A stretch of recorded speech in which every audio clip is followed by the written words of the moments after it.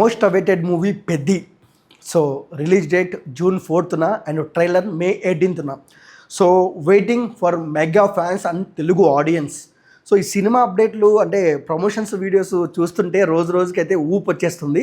So ఈ సినిమాలో చాలామంది ద బెస్ట్ నటులు అయితే ఉన్నారు. ఒక నటుడి గురించి మనం మాట్లాడుకుందాం. అంటే పాన్ ఇండియా లెవెల్లో అందరికీ తెలిసిన వ్యక్తే. సో ఆయన పేరు దివ్యాందు అంటే చాలామందికి తెలియకపోవచ్చు, కానీ మీజాపూర్ మున్నాబాయ్ అంటే ప్రతి ఒక్కరికి తెలుసు. సో మీజాపూర్ మున్నాబాయ్ గురించి మనం ఎక్కువ మాట్లాడుకోవాల్సిన అవసరం లేదు. సో ఆయన మేనరిజం, ఆయన స్టైలు సో వీర లెవెల్లో ఉంటుంది. సో మనం మీజాపూర్ మూవీలో చూసాము.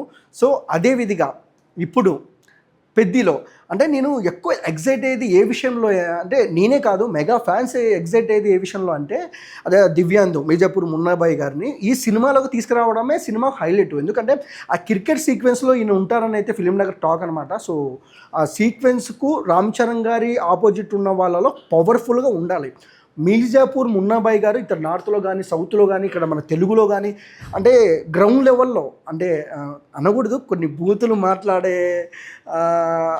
క్యారెక్టర్ చేశారు కాబట్టి లాస్ట్ టైము గ్రౌండ్ లెవెల్లో అయితే ప్రతి ఒక్కరైతే ఎంటర్టైన్మెంట్ అయ్యారు.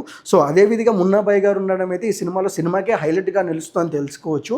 సో కొంతమంది అంటే తెలిసిన యూనిట్ వాళ్ళు మూవీ టీమ్స్ వాళ్ళు కొంతమంది అంటున్నా అంటే రామ్ చరణ్ గారికి మున్నాబాయ్ గారికి కొన్ని సీక్వెన్స్లో అసలు అంటే వీర లెవెల్లో అయితే సీన్లు పండే అవకాశం ఉన్నాయంట. యాక్షన్ సీక్వెన్స్లో అయితే క్రికెట్ సీక్వెన్స్లో అయితే మామూలుగా ఉండవని అయితే ఫిలిం నగర్ టాక్ అనమాట. సో వెయిట్ చేయాలి.